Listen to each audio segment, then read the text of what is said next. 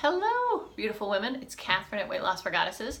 We are in week 6 of the Weight Loss Accelerator, and I'm checking in this week, and this video is about your beautiful, powerful, intuitive body and your relationship to it, and how building and working on that relationship and that understanding and that communication with your animal body can profoundly improve your life in so many ways. Improve your connection to yourself, to others, to what you want, to creating the life you want. So this is powerful stuff that we are doing. And part of why we can do it now in week 6 is because we've done self-love work. We were aware of that idea that our body is an animal. And we have worked on some meditation and quieting the mind and getting in touch with our mind, with our body, and kind of quieting the mind. And the Whole30. The Whole30 helps us, now that we're this far into it, the food addictions have abated, they've quieted. The sugar dragon is in remission, hiding in a cave. The foods and our addictions to them and our responses to them and our habits are not ruling our lives. So instead, there's this openness, there's this opportunity to get in touch with our bodies. And many very intuitive people, in some ways, all of us are intuitive. Some people might be more gifted with intuition than others. Some people might just be able to access it or just more aware that it's there. So as intuitive beings, sometimes we block our intuition by eating certain foods. A lot of intuitives believe that like caffeine, sugar, carbs, all those things kind of they blunt our instrument, because sometimes being in this world and being sensitive and open and aware can be very, very challenging, as I'm sure you know. It can be very painful, it can be heartbreaking. Just interacting with the noise, the pollution, the smells, the rudeness, people's obliviousness, all of that is very hard in this world. So we kind of build layers of protection, and part of that layers is food, is weight, is a disconnect. But at this point now, the week 6, the Weight Loss Accelerator, we have done a ton of work. You have done amazing work, and you've done challenging work. You have worked on self-love. You have worked on getting in touch with, meditation and quieting the body, and the idea of loving kindness. You've thought of your body as an animal, and an animal that you want to take care of. You've done so many things to kind of cultivate this relationship, but also getting rid of food addictions, like you've done doing the Whole30 now, is that you're at a place of freedom where those foods aren't blocking. They're not a cushion, they're not a barrier, a distraction from actually feeling your true feelings and who you are. So this is a powerful time, and these are some powerful exercises you're going to learn. So pretty much the whole idea of your body being an animal, you've evolved over millions of years, having all these instincts to keep you safe, to keep you aware, to figure out what you want to eat, drink, sleep, feel, who you trust, all of that. And then, in the last 2,000 years, the brain has become logic, and schools, and, we've always had tribes, but just in which you're really focused much more on fitting in and having your brain tell you what to do, and listening to your brain and using logic. That whole idea of, like, if you're going to make a decision, write a list of pros and cons and then go over those pros and cons. Like, that's a very logical way to do it. And there's another way, which is listening to your intuition. And your intuition is tied in so many ways to your body. I know as a nurse, there are so many times where we'll say, I've got a feeling this isn't going to go well. I've got a feeling this woman is sick, and then somebody might say, well, everything's fine, her labs are fine, her vital signs are fine, I think she's fine. And then, because I work in an amazing place, if I say, I know, but I have a bad feeling, we're like, okay, well, let's keep her, let's watch her, and that often things happen. Often our awarenesses, we are taking in a million pieces of data through all of our senses all the time. That whole idea that body language is 90% of communicating, and how you stay, all of that stuff makes up what I'm talking about.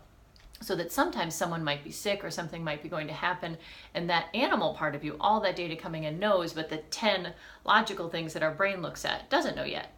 So that the whole idea of intuition and awareness is a very real, powerful thing, and that you can use it, you can cultivate your awareness to guide your life. And part of that is the work we've done on figuring out, what is my rat park? What do I want? What is it that I want truly, my body, myself, my soul, and how do I move towards getting it? So one of the tools, some of the tools we use are connecting with our body and figuring out what it wants. So I'm going to teach you the pendulum method, which is great. It's simple, it's easy, you can use it anywhere. You're using it's the body pendulum, and you are asking your body, you're figuring out what is a yes and a no in your body. And then as things come up, you ask your body, you take a moment and you see if it's a yes or a no. So I'm going to show you how to do it, and then I'll kind of explain how you would integrate that into your day. Because a lot of this is about, not having to necessarily meditate for an hour a day and do all different kinds of practices. It's just in the moment, what do I do in this situation? I'm just going to peek at my notes and see if I was going to say, oh yes, yeah, I'll talk about that after. So the body pendulum is this great method that I was taught probably like 10 years ago now by 2 different people in a span of a couple of weeks. So I was like, okay, fine, I'll figure this out. So I use it all the time. I've taught it to my clients. They use it all the time. It's very simple. It's can be deceptively simple, where you think, but I'm not going to talk about that. Don't be deceived by the simplicity. Just do it and be amazed. Okay. So first you think of something you love, like something you really love, puppies, sunshine, running around in the park, whatever it is that really makes you happy. You can think about your rat park, what it is that makes you feel elation and joy. And then just see how that feels in your body. I just kind of notice most of us do a leaning forwards. Kind of lean into it. There's often a feeling of like joy and warmth in the chest, but everybody is different. So whatever you feel, just notice what a yes feels like. And you can even say yes. What is a yes in my body? And my body leans forward. So just take a moment to do that.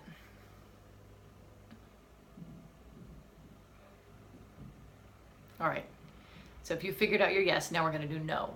So think of things that are repellent to you, that you hate. Hangnails,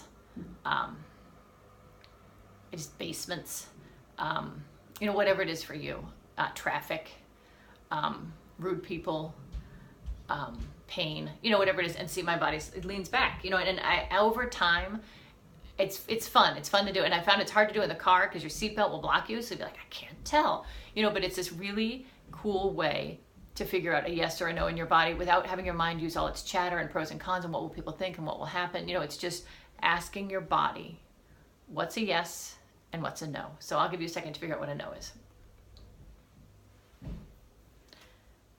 So once you know those things, you know kind of what your corporal self responds to something. You can't really use it to be like, will I have a good day at work today? It's not like that. It's not a predictor. It's based on the data I have now. What does my body want? And it's not just your body as separate from your brain. Your body is more connected to your kind of animal self, but also more to your deep needs, even your soul. Like it's trying to communicate and almost bypass the ego and the mind and the chatter and all of that stuff. So it's this really special way to check in like that.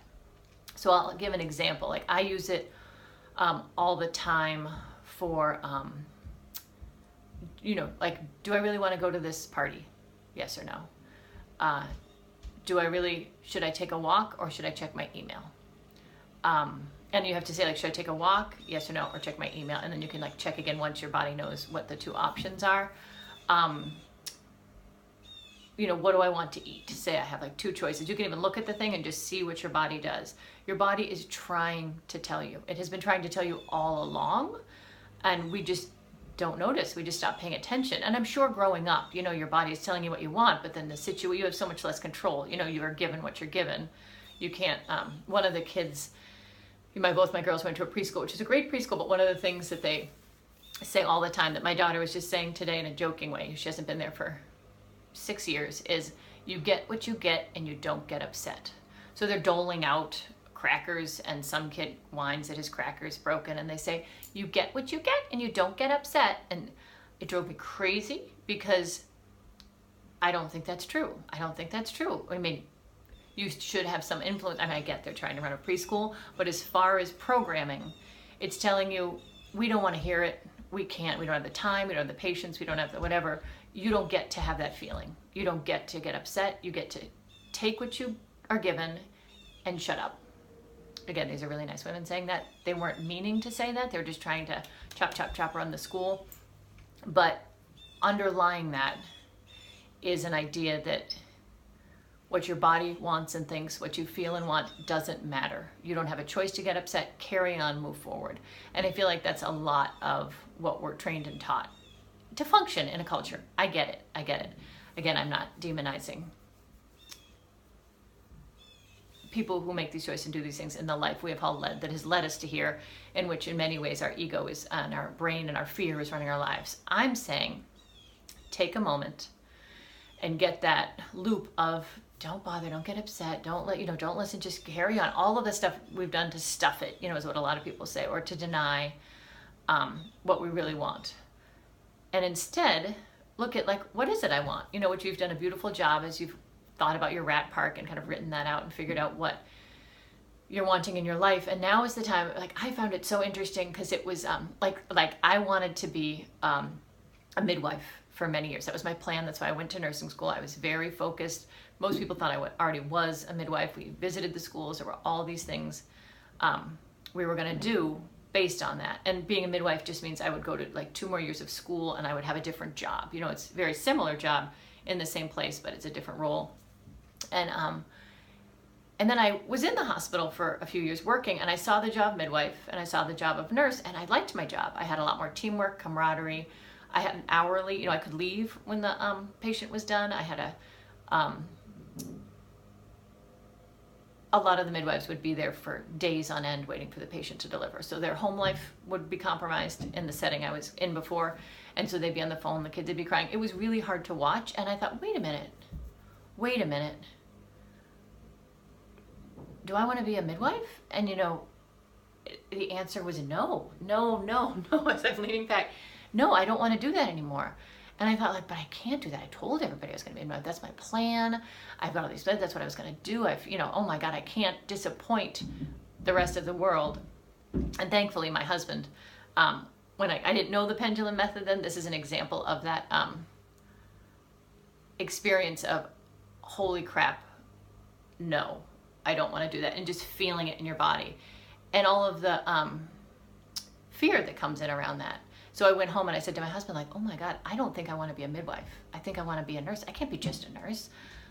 And he was like, and I was like, what's everybody going to say? What's everybody going to say? I've been saying, and he said, Kat, no one gives a fuck what you do. Just do what makes you happy. And I was like, he speaks the truth. No one else cares what I do with my life, or if they do, who cares? I have to do what makes me happy. And for me, it was a very challenge. There's a lot of crying, but there was a lot of checking in with my body and myself. What do I want outside of what I think is cooler, or what I think other people think I should be, or the ideas I had for myself? And it turned out I didn't want to do that. And I'm so grateful that I stopped and listened, because I was just about ready to barrel through. I also did that. I was going to go travel to Guatemala for 3 months. This is around when I learned the pendulum method, and I was going to learn Spanish and do all these amazing things, but I didn't really want to. I thought I should. I thought it would be good for my career. I thought it'd be cool. I wanted to be a cool traveling kind of person. The woman who ran it wasn't very nice and sounded really unpleasant and was really erratic in my emails, but I kept kind of ignoring that and pushing through and kind of making all these plans. We were going to go. And then it was that same thing where one day I was like, is this what's best for me? Is this what I want to do? And I got the no. And it was like, oh, but I have to. No, you don't. Oh, but I told her I would. She never gets back to you. Why does it matter? All of those resistances to what we really want. And over the years, it has helped me so much in little things like should I call in sick to work today? I feel sick, whatever, some yes or no question. And should I go, there was a snowstorm. I was in the middle of this huge snowstorm, and I was like, I should turn around. I'm going grocery shopping. This is not life or death. I should turn around. So I asked my intuition, should I turn around now, or should I keep going? And it said, keep going. So I was like, that seems crazy, but I'm going to keep going. And then a minute later, I was past the snowstorm. Never saw another flake. It was over. Just these things that sometimes it can seem kind of magical. Sometimes it can seem like you're checking in with, whatever divinity is to you. What is it I want? in taking that moment and being quiet, taking a deep breath and asking yourself, because I do think that's so rare, so it can be as small as, do I want eggs or do I want a salad? Which do I want to eat? It's so funny. My body's like, yes. Do I want to go out to the movies even though I'm tired, or do I just want to go to bed? All of those things where you feel a struggle and you try logic, try asking your body. And it is incredible because it's not swayed by all of the social norms and the overculture, the culture we're in and what it expects of us and what we think we should do. And oh my God, what if the people I know from high school see it on Facebook? Like, none of that matters to your animal. Your animal wants you to be happy and move towards the life that you are meant to live. So it is a beautiful practice. It's an easy practice. You can use it. I've had students use it in the grocery store, like, which of these should I buy? I've even seen, when I learned it initially, it was an actual pendulum, like with a little, a string with something heavy on the bottom that you use, and which is fun as well, but why bother when you can just use your body, which you always have, and it isn't as obvious. It's a very subtle thing. People don't see me doing it. And it allows me kind of to be more in the moment. It's less like, oh, I made a bad choice. It's like, well, there's some reason I'm here because my intuition sent me here. So it allows me to regret less and kind of perseverate on what I should have done less, because I'm moving forward, checking in with my body. We're doing it, we're going to do our best. So there's less wavering and less discomfort in that way. So it is a marvelous tool. I have attached a handout on the website and on your email. You can check that out and kind of just, write down some yes or no questions. Sometimes it can be confusing because you want to ask a more complicated question, which, there's different ways of journaling and things that are helpful for that, getting out of your brain. But for now, we're just using our wonderful body and checking in. And we're taking advantage of this time when we are not riddled with food addictions and distractions and layers of barrier that make it harder for us to connect. So hooray. I hope you love that tool. I hope you use it. I want to hear questions you have about how to use it and how it's working for you. So fill me in. The next thing I want to talk about just before I go off is just the, and I'm just going to touch on this. I have a whole class that I do on the moon and the beautiful cycles of the moon. So this is just a touch of, in listening to your body, also to be aware that your body, the female body, the menstrual cycle, which whether you are in it or not, if you haven't gotten your period yet, or if you're in you've hit menopause and you're no longer menstruating, still your body is a cyclical body. It moves in the rhythm with the moon. There is a 28-day cycle and you are cycling through. So you change every month. You have periods, you are, an beautiful undulating changing energy. So you cannot expect yourself to be the same every day, and you cannot beat yourself for not being more linear and more logical and more boringly static. You are a changing and dynamic creature, as the moon is. And if you fight that, it is challenging because you have expectations of yourself that you can't necessarily fulfill. But if you embrace that and enjoy that and even cherish that incredible cycle you have and pay attention to it, either if you're menstruating with your menstrual cycle, if you're not menstruating, you can do it through connection with the moon, and just be aware of how you feel. So in a short little snapshot of that is that when you are menstruating, when the moon is a new moon and is dark in the sky, is a time of introspection. It's a time of quiet. It's a time of new beginnings. And it is, a time of, did I just get confused? All right, I'm gonna re-say that. My husband's doing the dishes out there, so it distracted me. Ready? With the menstrual cycle, I was right. Ovulation, full moon, time of energy, exciting, moving around, doing things, engaging,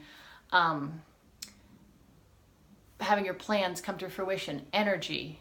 And they say, like, women who are ovulating, like, dream about eggs a lot, that they dream about fertility. They're very fertile and engaging. They're much more alluring, whether it's like scent or who knows, attitude, whatever it is, much more alluring to people. They get more attention.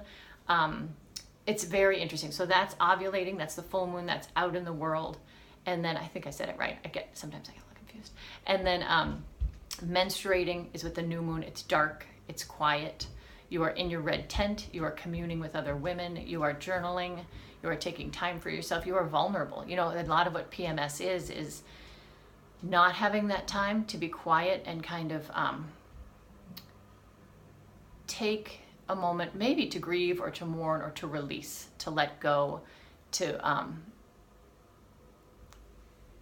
release things before you begin again. So it's a time of transformation. It's very powerful. It's very, it's beautiful. You know, I love getting my period. I know it's going to be coming to an end soon, so I really am, you know, I've always embraced it, but really trying to notice these cycles and appreciate them. And just to know that if you ride them, if you utilize them, if you allow them to share their power with you, they really are powerful. And it can be, so instead of being frustrated, like, why am I so tired? I have so much to do. I planned a lot to do today. Be like, hey, I'm just about to get my period, or it's just about the new moon. This is a time of quiet and introspection.